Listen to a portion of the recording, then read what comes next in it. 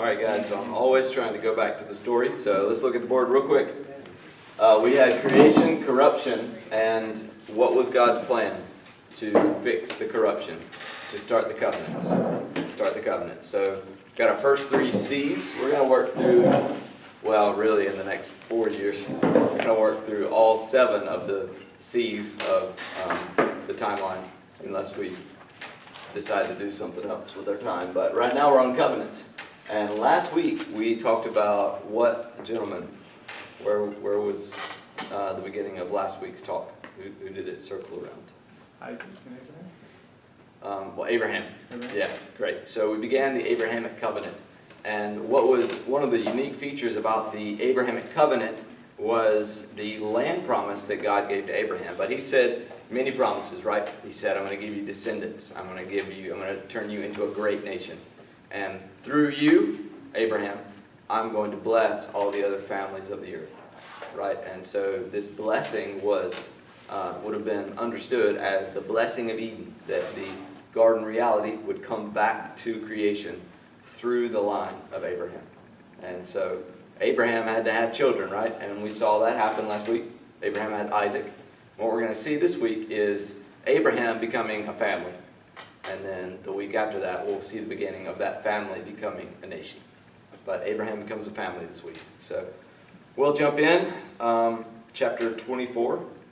This is it's a cute story. If you could say that, I guess. But chapter 24. Now Abraham was old, advanced in age, and the Lord had blessed Abraham in every way. Abraham said to his servant, the oldest of his household, who had charge of all that he owned, please place your hand under my thigh, and I will make you swear by the Lord, the God of heaven and the God of earth, that you shall not take a wife from my son, from the daughters of the Canaanites among whom I live, but you will go to my country and to my relatives and take a wife for my son Isaac. So notice the first verses of this chapter start out a bit awkward. Actually, is it even? I don't even know if it's in here. Yeah. Okay. So verse 2 it says, "Please place your hand under my thigh," and you're like, "What's going on there?" And this is just an ancient way of covenant making or agreement making. He's basically saying, you're going to agree to me to do something, and that was to go to the land. So Abraham's sending his servant to his father's land, because remember, Abraham left the land of his fathers to come into the land of Canaan. And Abraham says to his servant, his chief servant, "Go and find a son for me a daughter for me for my son Isaac." But the daughter can't come from the Canaanites, the people in the area. And that's significant because, one, if you're an ancient Israelite and you're reading this, that means that you're living, hundreds of years after this actually happened. And you're a nation now, and you know that God said, don't have marriages among the people of this land, the Canaanites. You're not to marry those people. And so now we're looking back on Abraham, and Abraham himself is saying, I want my descendants, to come from my own bloodline, my own fathers. And later, there's, the people of that land are actually removed from, the Canaanites are removed from that land, and they become enemies of Israel. So we're seeing God wanting to preserve this bloodline that is going to bring in the Messiah. And I think that's a significant thing here. But we're going to see people who are the descendants of Abraham not do that very soon in today's talk, actually. So Abraham's chief servant agrees and travels to the land of Abraham's family. And upon arrival, he makes an elaborate request of the Lord. Because the servant is like, how am I going to know who this person is? Right? How am I going to know? And what if the Lord isn't on my side in this? What if she doesn't come back with me? So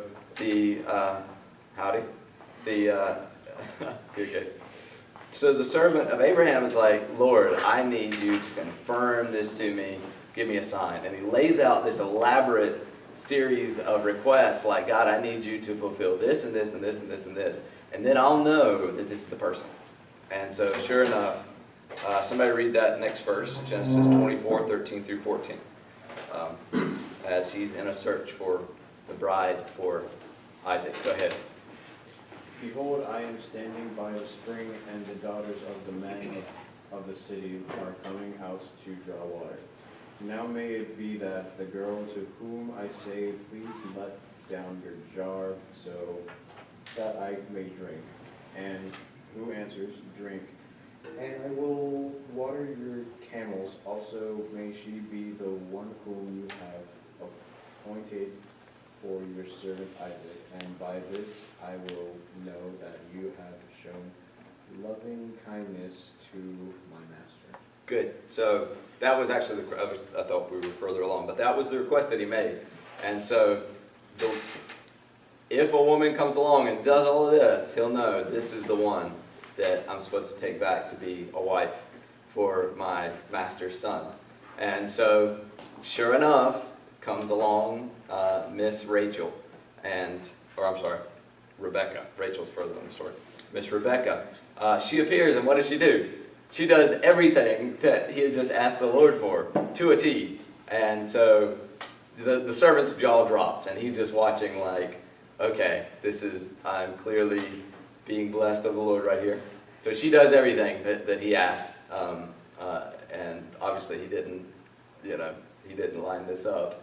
And so he tells her and gives her a bunch of jewelry, a lot of jewelry, and she runs back to her father's house, tells everything that had just happened because the servant explained the situation, and the servant was welcomed warmly into Abraham's father's house. So the father of Abraham has now just welcomed Abraham's servant, and they're going to talk business at this point.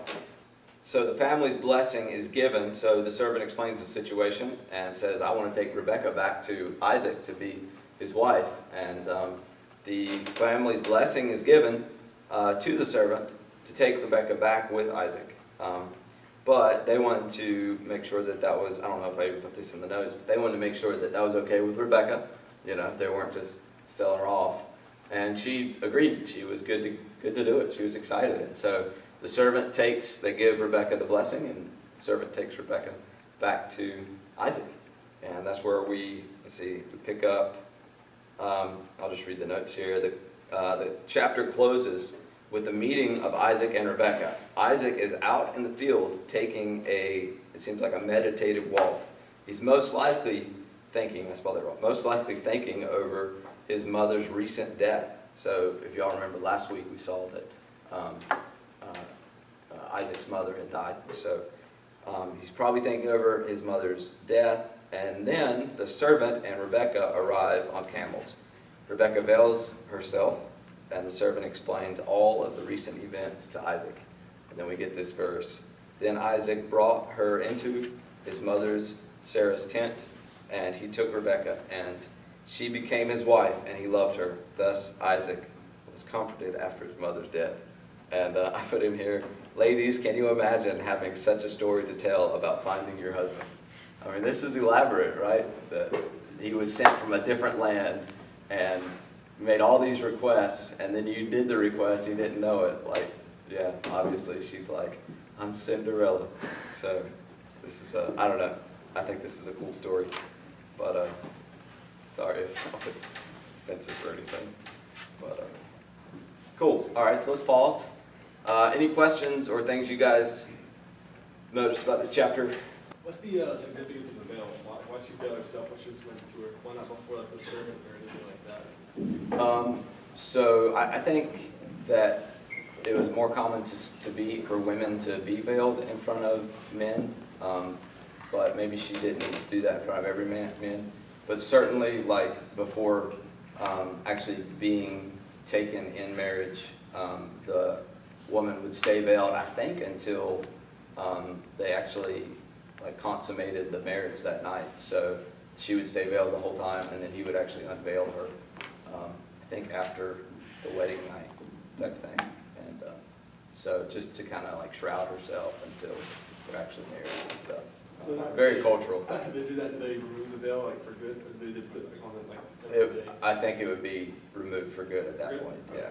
Now, I don't know, because there were some cultural things about just being veiled in front of men.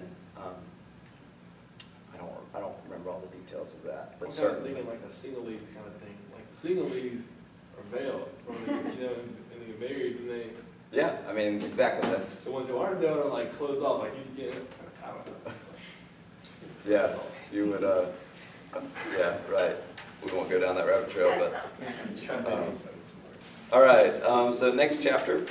In this chapter, we see Abraham's death and the birth of Jacob and Esau. So, 25:7-8 is the first verse we have here. These are all the years of Abraham's life, that he lived 175 years. Abraham breathed his last and died at a ripe old age, an old man satisfied with life, and he was gathered to his people. Abraham ended up giving all of his possessions over to his son Isaac before he died. After his death, Abraham is gathered to his people in the place where Sarah, his wife, was buried. So Sarah and Abraham were buried together. As this chapter progresses, we read a bit of the records of Ishmael, the account of his descendants, and of 12 princes that came from him as foretold by God. So I think I didn't read over this part last week, but God had actually told, I think it was Ishmael's mother, Hagar, might have been Abraham, but I think it was her mother, his mother, that you're going to have, he's going to have a lot of descendants, and he's going to have 12 princes come out of him. So this is God actually fulfilling his promises and being kind even to Ishmael. So this is just seeing God's kindness, that there's culture wars that come out here later on, and indeed God did choose one line to work through, but he's kind to all of the nations. Like he's being compassionate. So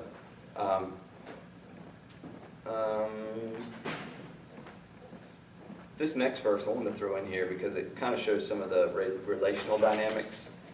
Imagine being the eldest son, and yet you weren't born from, your father's real wife, and you weren't the chosen one, and your younger brother was put above you. What kind of relational dynamics would begin to develop? We can see here, Genesis 25:18, the Ishmaelites is talking about, they settled from Havilah to Shur,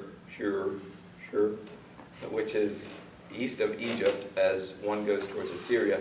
He settled in defiance of his relatives. So just some stuff going on, like some relational dynamics that aren't great at this point. So deep-rooted animosity. I meant to mention this last week, but the Ishmaelites and also later Esau's descendants, they become some of a large number of the Arab nations that come from, that live around in the Middle East now. And so the Muslim faith believes that Ishmael was the one that Abraham actually took up onto the mountain when God said, sacrifice your son, your only son, that it was Ishmael that Abraham actually took up instead of Isaac. So that's the Muslim narrative, but the Jewish narrative actually, follows this. So, yeah, some really interesting perversions of the truth in the Muslim faith. Do what? Yeah, I'm a little bit. What about what? It's just like, I don't know, it's just like weird to think of, like, I didn't know that's what they thought. That's what it's kind of like, I don't know. It's So just do they think that Jesus is a descendant of Ishmael, or do they not believe? I guess they would. I'm not entirely sure. But Jesus is very revered in the Muslim faith, but he's like a prophet. So he was a prophet, and then came Muhammad, and he was the most recent prophet, and so the most revered prophet, and he would be the last prophet. So they don't believe that the Savior has come yet. They just believe that Jesus was a prophet. Right, and they wouldn't have the same expectation for a Messiah that a Jew or a Christian would, but it's actually eerily similar, and we could get into that another time, but yeah, basically. They have expectation for a Messiah to come, but very different in some ways. So, reading in the notes, after Isaac and Rebekah came together in marriage, Rebekah was barren, and Isaac prayed to the Lord on behalf of his wife, and she conceived. There were twins in her womb, and they wrestled together in the womb, and she cried out because of this, and the Lord responded. This is chapter 25, verse 23. 2 nations are in your womb, and 2 peoples will be separated from your body. And 1 people shall be stronger than the other, and the elder will serve the younger.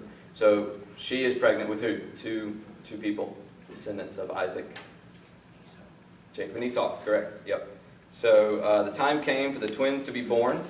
They're wrestling in the womb, and Esau was born with much hair, and Jacob came out grabbing the heel of his brother. Thus he was called Jacob, or one who grabs the heel or supplants. So the name Jacob, you guys might have heard this, is it means like heel grabber, or it's kind of like a term that denotes deception, or he would supplant people.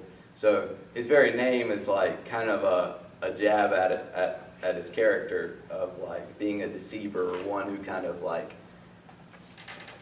gets around people to get his way type thing. And we actually see that play out. And so we can keep going. We'll just kind of summarize the story. When the boys, I'll read this and then summarize. When the boys grew up, the two brothers, Esau became a man of the field and a skilled hunter, while Jacob dwelt in the tents. The chapter closes with the account of Jacob's first act to supplant his way above his brother, convincing Esau to sell his birthright. So we know Esau comes in, he's famished, and Jacob is cooking something in the tent, and Esau's like, "Bro, I gotta have some food or I'm gonna die."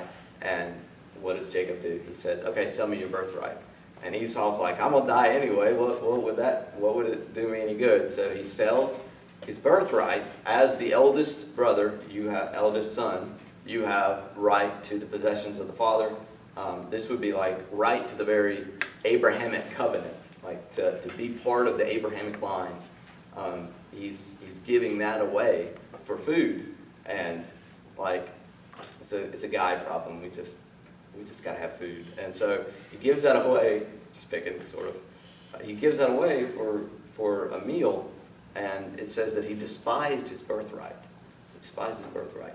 But this is the first act of Jacob kind of beguiling someone to get his way. And yeah, we see the beginning of Jacob being a heel grabber. But this at the bottom, Esau lost the blessing of being the lineage of the promised seed. It almost seems like Esau considered the blessing of God as a small thing and cared little to receive the land of promise and to reach the return to Eden. So he just despised all the promises of God and gave it all away for a little bit of pleasure now. That's what we're seeing here. I think the book of Hebrews picks this up and says he was not acting in faith, basically, there. So, cool. That's all for that chapter. Any questions or comments? We just looked at the death of Abraham and the descendants of Ishmael a little bit, and then the first account of Jacob and Esau. So any thoughts or questions through that section? Sorry. Yeah. You go and then we'll grab you. Do you think Esau was like actually like, I'm going to die, or was it more like I'm just hungry? Probably I'm just hungry. That's what I thought. But yeah, that seems to be what the New Testament thinks, I think. But That's what I thought. Kind of crazy. he might have been. They're definitely not as well fed as we would be. So he might have been that, probably way more than we have been, but he could have made it. Mm-hmm. Do you know how old Isaac was around that time? That he gave away that they gave away? I don't remember if it says. I don't know. It might say, but I don't know. I don't remember. It's a good question, though. Genesis 26, jumping at verse 2. This is a chapter where God confirms the covenant to Isaac as the descendant of Abraham. So the Abrahamic covenant is about to be passed on to Isaac. It's probably been mentioned up to this point in some of the chapters, but here it's just like being confirmed again. So the Lord appeared to him, to Isaac, and said, "Do not go down to Egypt." Actually, there was a famine in the land during this time. I think it's where that chapter picks up. Sorry, I should have looked at the book a bit more. But do not go down to Egypt. Stay in the land of which I shall tell you. Sojourn in this land, and I will be with you and bless you. For to you and to your descendants, notice that descendants is the word seed. So Isaac, to you and to your seed, I will give all these lands, and I will establish the oath which I swore to your father Abraham.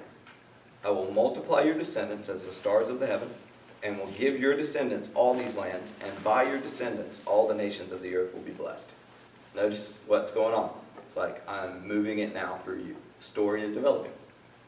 Because Abraham obeyed my voice and kept my charge, my commandments, my statutes, and my laws. So here we see God continuing the story. So, verses 23 through 25. Then he went up from there to Beersheba. The Lord appeared to him the same night and said, I am the God of your father Abraham. Do not fear, for I am with you. I will bless you and multiply your descendants for the sake of my servant Abraham. So he built an altar there and called upon the name of the Lord and pitched his tent there. And there Isaac's servants dug a well. Notice that phrase, they called upon the name of the Lord. It keeps coming up. It seems like it comes up among those that are continuing to rely on the Lord. So jump over to the Bible real quick and make sure I didn't miss anything in that. Any questions on that chapter that you guys took while I'm getting there? Why do you think just make a question. Why do you think that statement by God was said like 2 times? In the same chapter? Yeah, I guess. So this chapter has, it's spread out over, it's not just like a few minutes. This is probably like a time period. So it's like he's at one place and God tells him, and then he's at another place and God confirms it. If you remember back, Abraham was told basically the same things, I think it was like 4 or 5 times. It's basically God just continuing to declare his faithfulness. Yeah, I was just wondering why it was like in the same night. That's why I was like confused. Was it in the same night? Appeared to him the same night he said, I am the Lord. Oh, my bad. Yeah, I don't know.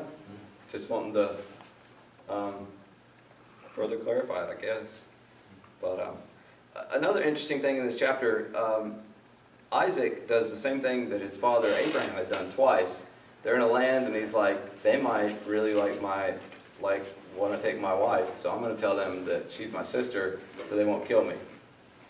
Right? So he's doing a very similar thing that his dad did. I think there's significance to that, how just tendencies can be passed down. And this is obviously not a good one. So, yeah. All right. Any other thoughts on this one, guys?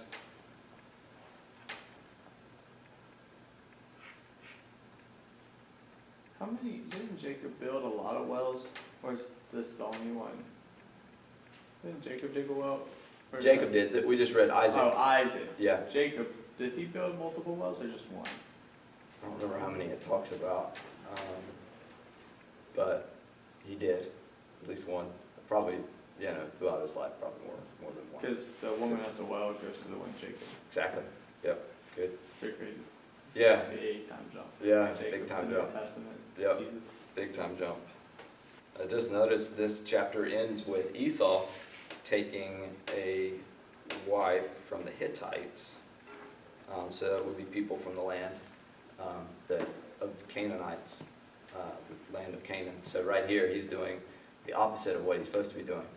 And this is even before we really get much talk about Esau. So we're seeing right off as we're reading through the scriptures, we see little stuff like that, and we're like, that's not right. He's not supposed to be doing that.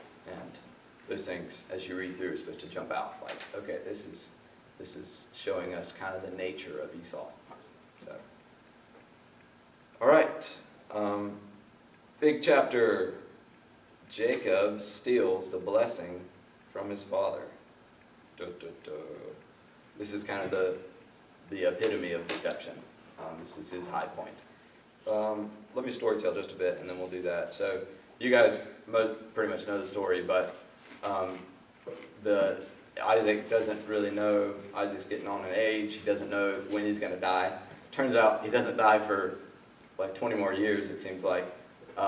But he doesn't know when he's going to die, and so he wants to go ahead and give the blessing off to his sons, because, you know, what if he dies and can't do that? So he tells Esau, go out, cook me something, and bring it back. And so, Isn't he, like, he can't see that well? yeah, correct. So his eyes are dim.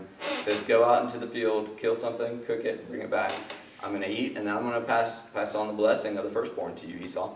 And so Esau goes out, but while he's out, Rebekah and, well, it's really kind of Rebekah starts it, comes up with a plan to deceive her husband so that Jacob will get the blessing. First of all, like, there's a problem when we have favorites. There's favorites all through this thing. Like, there's Isaac's favorite, but then there's Rebekah's favorite, and there's just these tensions because we're showing so much favoritism, and so that's problematic, right? But here she develops a plan. She covers him with skin so he'd be hairy, like hairy Esau, and cooks something and sends him in. And sure enough, they're able to trick Isaac, and Isaac gives the blessing of the firstborn to Jacob, the secondborn, which Jacob had, you know, deceived his brother to take the birthright anyway. So that's just this play, that this is that playing out. And so that sure enough, he gets the blessing. As soon as he leaves the tent, Esau comes in, and his father's like, who are you? I already gave the blessing to you. Who is this? And he realizes, oh my word, this is Esau. I've been deceived. And then we pick up this verse. So who was going to read? Yeah. Was it you? Yeah, go for it.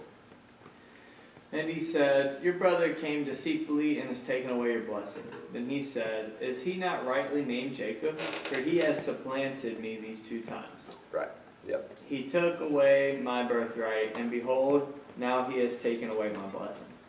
Yeah. So, I already kind of told basically these notes, but you see that kind of that supplanter, that trickster coming out, and Esau picks up on it. But basically, the blessing to Jacob is final. So, like, he can't go back on it. The father's blessing, it appears, Esau begs and says, do you not still have a blessing for me, Father? And Isaac says, I'm sorry, I've already given the blessing. And then he does give something. Isaac does proclaim something over his son, Esau, but it's really not that great. I think I have it here. So Genesis 27, 38 through 40. Esau said to his father, do you not have one blessing, my father? Bless me, even me also, O my father. So Esau lifted his voice and wept. Then Isaac his father answered and said to him, behold, away from the fertility of the earth shall be your dwelling, and away from the dew of heaven from above.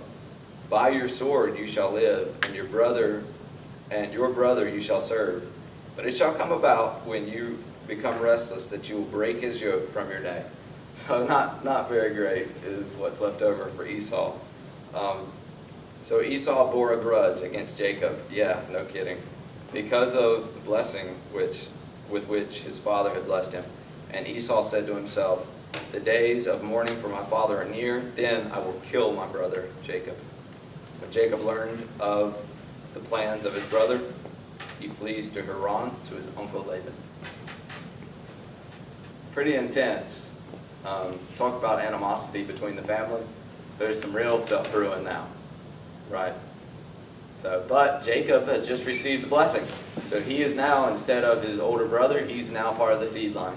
He's part of the descendants that will bring about the blessing of the Eden promise. So it's amazing, like there's a lot of, I don't know, like tricky questions you have to get through or ask yourself when you read stuff like this, because you're like, was this part of the plan of God? Because he's using it to bring about his will, but this just doesn't look all that clean and sweet and put together, you know? And so it brings up good questions like, why did God, was this his plan, or is he just using what's happening, or? I don't know. Is it like he knew and just let it happen, or is it just like, oh, yeah, he's kind of. Yeah, no, that's the big question. And, I think the reality is just now he's working his plan within a fallen and broken world, and this type of stuff happens. This is just kind of how it works. Messy. That's the word for it. It's messy. So when he was like, the days of mourning for my father from here, is he like saying that it's mourning like? Mourning. When he did after? Mourning his death. Yeah. Like So they after don't. he buries him, is he talking about once he buries him, he'll know? Yeah. So they don't know when their father's going to die. He doesn't die for a while, it appears, like 20 more years. But they don't know that. And so, yeah, that's the plan. But the next chapter picks up, and they realize the plan to kill him. And the chapter starts out with Isaac again blessing Jacob and instructing him not to marry any of the women from the Canaanites, but to journey to his uncle Laban to take a wife from his house. So again, he's saying, don't marry, don't mingle in marriage with the people of the land. Go to my father's house to take a bride there. So Isaac called Jacob and blessed him. Yeah, already read all that. Cool. Verse 3 through 4 is interesting, though, of chapter 28. May God Almighty bless you and make you fruitful and multiply you, that you may become a company of people. May he also give you the blessing of Abraham. So they have this thing in their mind. May he give you the blessing of Abraham to you and your descendants with you, that you may possess the land of your sojournings, which God gave to Abraham. See how central in their minds this land promise is. Like, to be blessed of the Lord is that he would give you this land. Interestingly, though, upon hearing the desire of Jacob and Rebekah that their sons would not marry people of the land, Esau takes it a step further and doesn't just take somebody from the land. He takes one of the Ishmaelites as his daughter.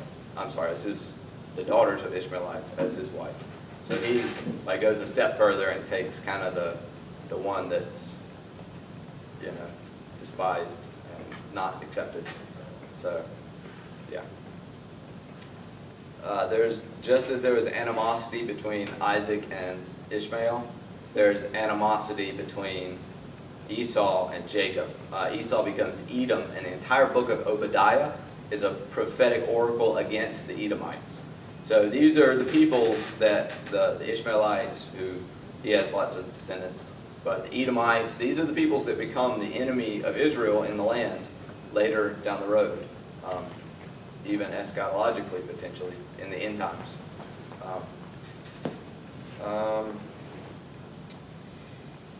Yeah, I won't read all of this because it's really long and some details that just don't really advance the story that great. But as Jacob flees up to his uncle Laban's, he gets tired, he stops at one location, lays down to take a nap, and has a dream. And in the dream, he sees a ladder, though it might actually be a ziggurat. You guys remember what those are? It might actually be one of those. But he sees a ladder up into heaven, and angels of God ascending and descending on it. He notices it, and he says, this is none other than the house of God, and the gates to heaven. He called the name of the place Bethel. He speaks to God and says, if you will be with me and will keep me on this journey that I take, and will give me food to eat and garments to wear, then the Lord will be my God, or then Yahweh will be my God. And so he's in this place, and he's seeing the angels of God coming up and down in a dream, and he realizes this is like a significant place, this place I'm in, and it's none other than the house of God. And he says to God, if you will provide for me on my journey, then you, Yahweh, will be my God. I'll give myself to you. And he puts up a stone in the place to commemorate, and he said, I will come back and, let's see, what does he say? I will set up, this place will be God's house, and of all that you give me, I will surely give 1/10 to you. So later on, God's house becomes the temple, and the temple the Jews later gave tithes to. So it's really interesting. It's kind of like prefigurements here. I don't know if that made sense, but Yeah, we'll just skip through this. So I messed that up already. But this is where he encounters God there. There's so much we could talk about. Oh my word. But he said, I'm going to come back and build a house here. But I wanted to mention this. Ironically, this place called Bethel, it's later named Bethel, but this becomes a place of idolatry after the nation of Israel splits into the northern and southern kingdoms. They set up idol worship here. And God wanted his house to be in Jerusalem, it turns out. But they make Bethel the place where they're going to worship. And that's not what's supposed to happen. So they might have looked back on this story and thought, oh, let's just build our house here. All right, so Jacob is traveling up to his uncle Laban's, right? Because that's where he's fleeing to. But upon arrival in the land of his uncle Laban's, I'll just storytell this actually.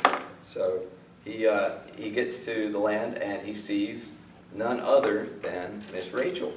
And so Rachel is part of Laban's family, and she's coming out because she is, sorry guys, she is a shepherdess, and so she's bringing the flocks of her father to water them at the well. And when he sees her, there's some interaction, he thinks she's very beautiful. And they find out their family, and he goes back with her to her father's house. When he gets there, he serves there for a long time, about a month. And at that point, Laban asks, what can I give you for your service? Because Jacob, he had been there about a month working. He says, what can I give you since you've been working for me? And Jacob says, well, I would really like to take Rachel as my bride. And he says, well, work for me. I think it's at this point. Yeah, work for me 7 years, and I'll give you Rachel as your wife. I'll give you my daughter.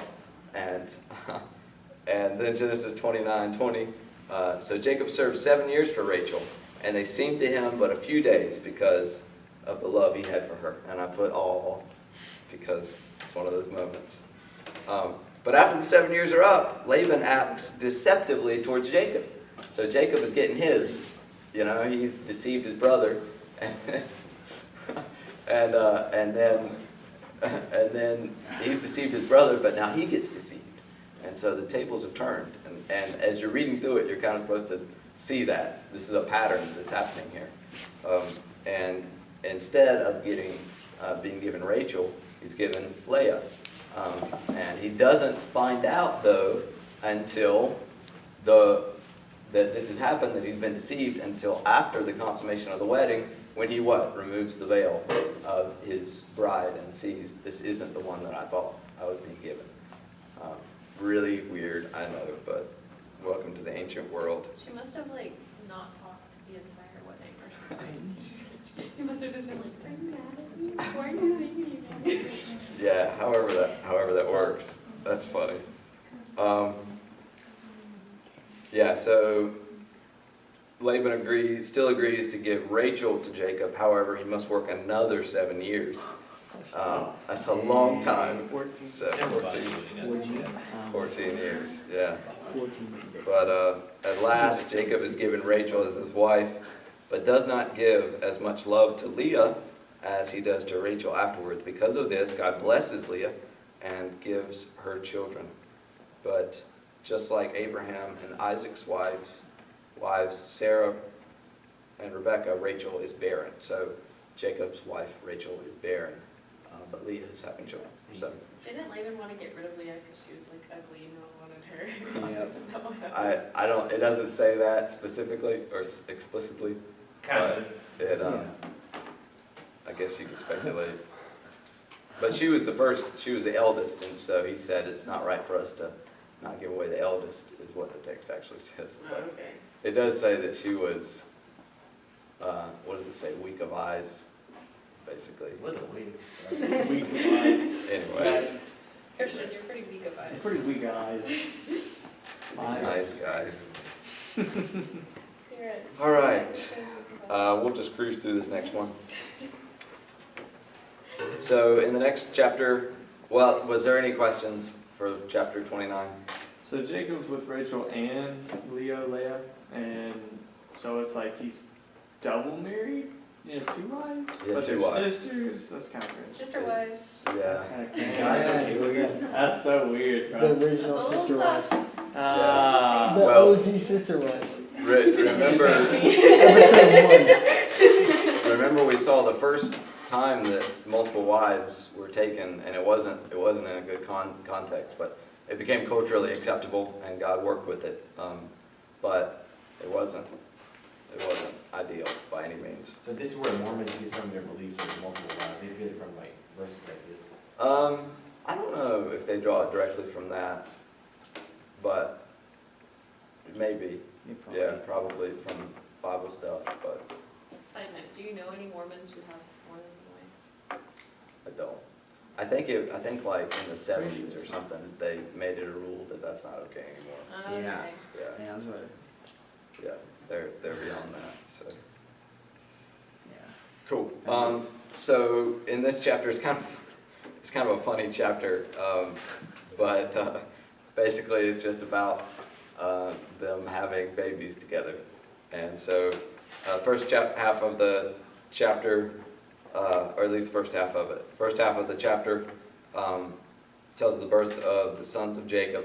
Leah has sons born to her. Rachel gives Jacob her handmaidens to Jacob so that she too can give Jacob sons. So she gives her handmaiden just as Abraham had done. But again, this is a cultural thing, even if it's not probably the best thing.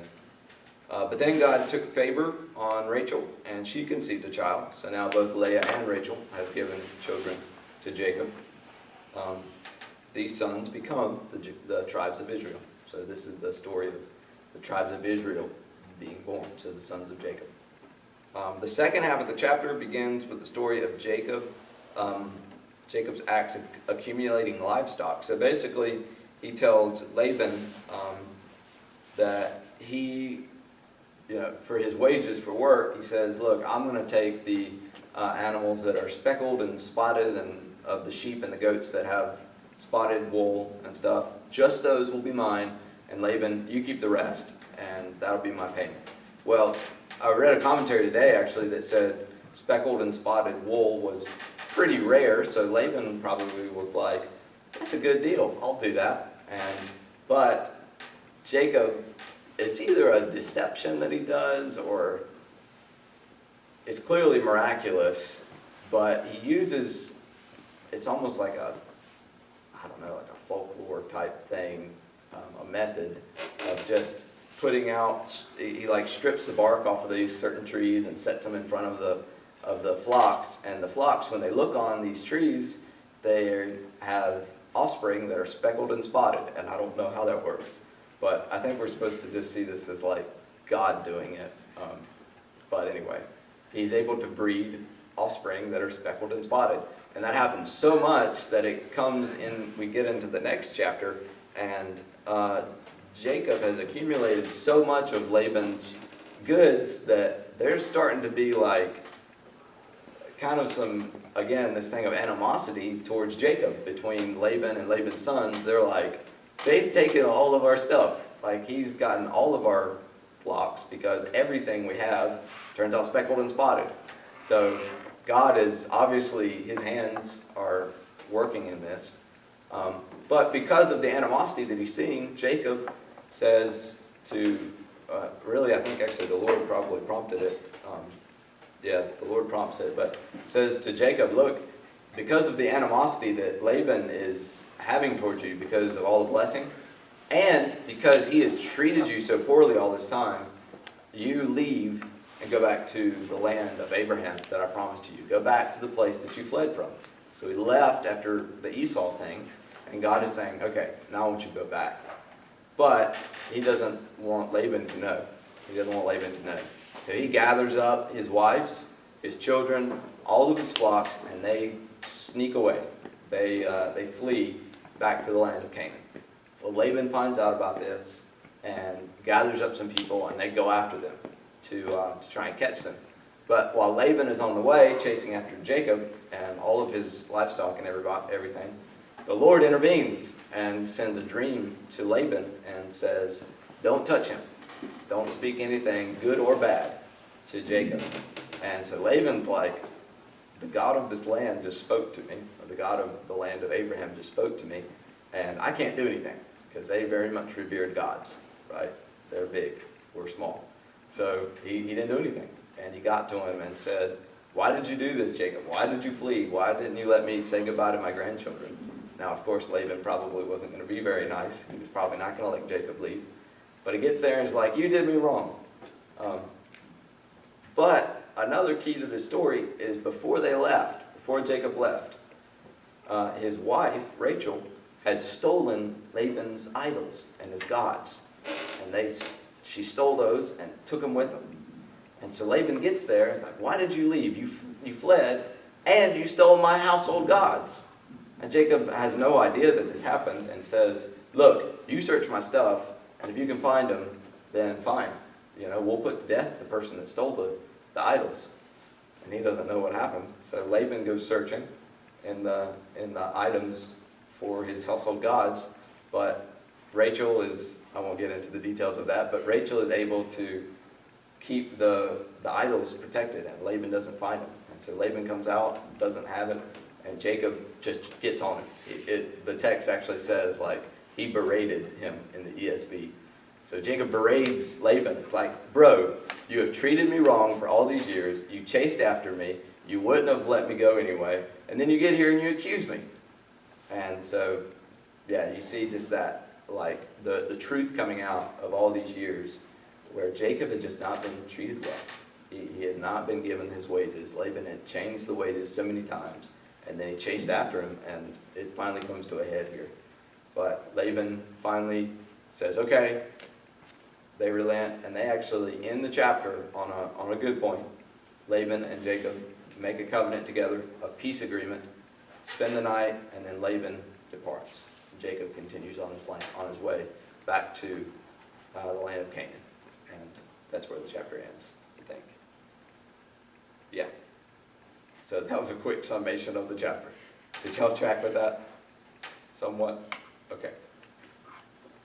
Questions or comments there? I thought that it was funny in the Bible where it's like Rachel's like, no, I'm in my period right now. I was like, that's so cool I because didn't people put that always detail think in, like but yeah. People like the Bible's boring, but like this is just like modern type sounding stuff, and like she uses that Real life. as like a way to be like, no, Laban, I don't have your gods, Yeah. kind of crazy. Real life. Pretty dope. For real.